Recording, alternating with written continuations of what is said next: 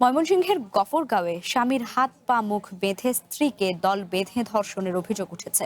মঙ্গলবার মধ্যরাতে উপজেলার পাগলা থানা এলাকায় একটি গ্রামে এই ঘটনা ঘটে। সকালে ৮ জনকে আসামি করে পাগলা থানায় অভিযোগ করেন ওই গৃহবধূর মা। ভুক্তভোগীর স্বামী জানান, মধ্যরাতে ৮ জন মুখ বাঁধা অবস্থায় ঘরে ঢুকে তার হাত পা মুখ বেঁধে মারধর করে। এ সময় ওই গৃহবধূ তাদের বাধা দিতে গেলে দুর্বৃত্তরা তাকে জোর করে তুলে নিয়ে দল বেঁধে ধর্ষণ করে। পরে স্বজনরা ওই গৃহবধূকে উদ্ধার করে বাড়ি নিয়ে যায়।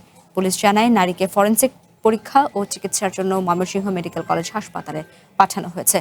আসামিদের গ্রেপ্তারের চেষ্টা করা হচ্ছে।